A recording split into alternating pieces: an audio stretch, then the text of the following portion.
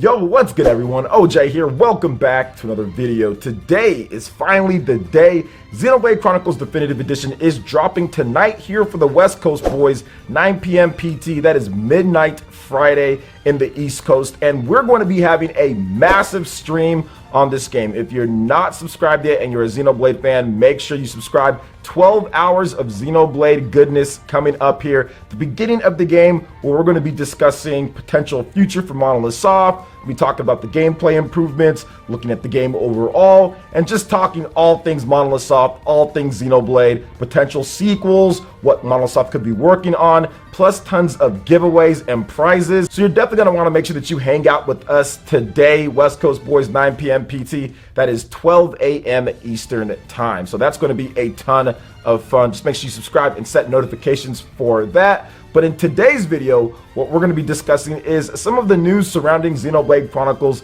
Definitive Edition and some of the stuff that I've been talking about on my live stream, some of the other videos that have went out, reviews that are coming out. There's so much stuff to discuss with this game. So let's go ahead and start off with the reviews. It came out on Metacritic, and once again, guys, reviews are not the be all end all. You should never just strictly like buy a game based on what it reviewed, but at the same time it can give you an idea of what people are thinking about when it comes to the game, a consensus in terms of things, and give some people some guidance to see if they want to see more about a game or whatever the case is. And so far so good for Xenoblade Chronicles Definitive Edition. It has an 89 the last time that I checked, and I'm pretty sure it's either an 89 or an 88, but the last time I checked it is an 89, which is a really good score. That is a solid score. It beats out many of the new games that are coming out here, so I'm very happy with the score. And to be honest, at first, based on some of the people that I was speaking with, I was like, oh, this game is going to get like a 90 something. But after like a couple different people that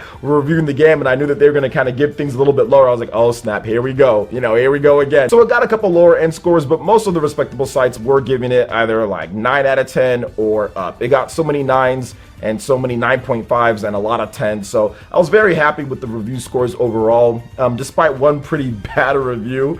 It was funny because we talked to the guy on Twitter, and when I asked him like, hey, don't you think that you need to explain the game? Like, because in the review he didn't explain the combat, he didn't explain vision, he didn't explain the Monado, he didn't explain future connected, he didn't explain really lots of stuff with the game. He left out so many details. So when I asked him like, hey man, like you gave this game a pretty bad score or a pretty meh score, and you said that you didn't like the combat, why didn't you explain it so people can get a better chance or a better look at, you know, if they're going to make an informed position in buying the game or not? He was like, oh, well, we look at reviews differently. So it was a pretty comically bad response to why he didn't actually review the game in terms of like review and explain the details of the game. So once again, that's why you can't always put stock into every single review, but you can always find a reviewer that you think is good or that you trust their opinion and actually look and listen to what they have to say with the game, so you make sure that they know what they're talking about. But most of the reviews for the game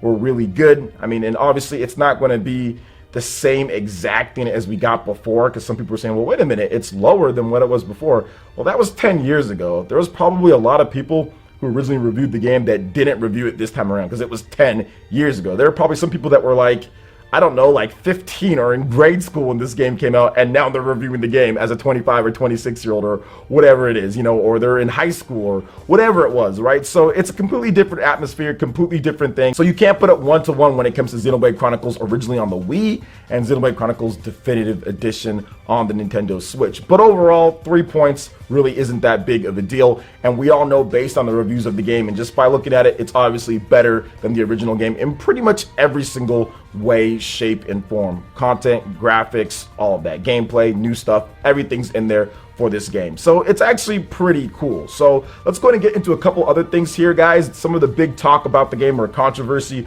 would be the resolution, and all of this stuff has come out, but I want to first and foremost say I was wrong on the whole remake, remaster, and everything like that. It's become so convoluted at this point what it is or not, but based off of what Digital Foundry is talking about and what they analyzed, definitely more on the remaster end, with some things being remade when it comes to like the faces and lip syncing and I guess hands and certain different objects and some things, but a lot of things being brought over. So more on the like more than just the 1080p version of the game, but also not quite like remake in terms of overall territory. So I was wrong on that. But at the same time, I still think that they did a phenomenal job at making the game look so much better than what it originally did, in my opinion. It just looks so much better, and maybe my mind was still stuck on that Nintendo 3DS version, because if you look at that version, that looks like a remake compared to it. If you compare the Definitive Edition to the 3DS version of the game, it looks like that, man, because it's so much better. And obviously I played that one more recently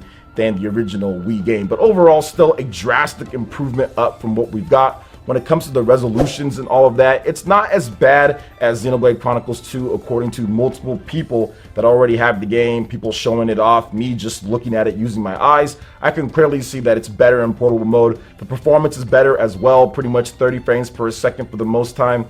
Sometimes it might dip, some dynamic resolution going on. They did confirm the whole 378p thing, but apparently from what everyone's been saying, that it doesn't really drop too low like all the time. Most of the time it's going to be running at 540p resolution in handheld mode with a more softer look, so it doesn't look as bad as Xenoblade Chronicles 2, and it improves upon Torn of the Golden Country. So it's pretty much going to be the best Xenoblade portable experience resolution wise, or just looking at that you're going to be able to get. And then when it's docked, it's actually at 720p with dynamic resolution, but most of the time it's running at 720p, so it's going to look pretty good on your TV based off of the overall look of the game. And from what I'm seeing kind of blown up on my TV through YouTube compression, I'm happy to kind of tackle it, and I think that it looks good for the amount of developers, time, and resources that they probably had to do on this game. So Monolith Soft works incredibly hard. They bust their butts there, and I know that they did the best that they can, and hopefully going forward they can definitely improve upon that. Maybe they have a brand new engine. I'm not really sure what they're going to be doing, but I think that it's pretty incredible given the amount of people that they have working on these type of expansive games that they do, that the game looks as good as it does. But overall, I think I'm pretty good with it, and it's definitely the best way to play the game in my opinion at this point, considering everything that's been added in with the new content, future connected, in addition to the greatly enhanced visuals of the game and resolution and all of that. But getting into the last bit here, I do want to talk about the game itself and Xenoblade Chronicles in terms of what the game does, and if you should maybe pick this game up or not, or kind of just like what you're thinking about it. Make sure you come out to the stream. Once again, I think the stream is going to be a lot of fun. You'll be able to learn about the game, but overall it just gives me like a little bit of a nostalgic feel, right? Because this is the game that all of us really campaigned for. This is the Operation Rainfall game, the third game in that trilogy, right? With Pandora's Tower, The Last Story, and also Xenoblade Chronicles, or doesn't matter what order they're in. All that matters is that those were the three games, and I remember actively campaigning for Nintendo of America to bring this game over. But the interesting thing that people don't mention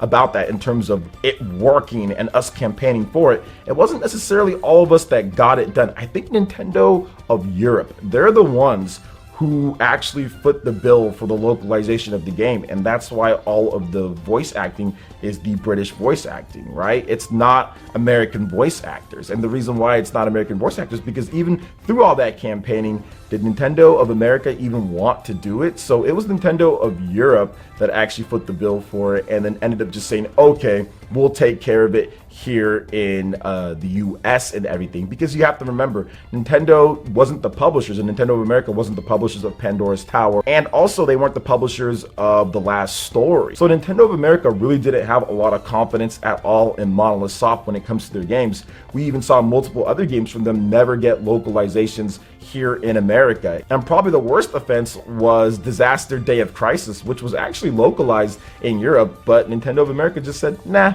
we don't want the game, with Reggie even kind of just saying, it's not really that good of a quality game, which I think the gamer should be the judge of that when it comes down to it, especially if the localization is already done. Or even another game like Somabringer, which never got localized, unfortunately, either in Europe or here in the US. So it's really good to see that there's pretty much been an about face when it comes to Monolith Soft, and they've expanded so much to helping out Nintendo with their other franchises like The Legend of Zelda and Animal Crossing, and also being able to handle multiple projects at once with what they were doing with Torn of the Golden Country, Xenoblade Chronicles Definitive Edition, and also a brand new game, which is very interesting. And I kind of want to talk about that just a little bit because people always ask me like, yo, OJ, like, what do you think about Monolith Soft and their new game? And I've talked about it so many different times here, but I think that with Monolith Soft and their new game, I'm hoping that it's a new IP. I'm hoping that it's like a new like fantasy IP or something like that. I think a Xenoblade Chronicles 3 or a Xenoblade X2 would be great, and I'd be down for that if they wanted to do it. But I think that a new IP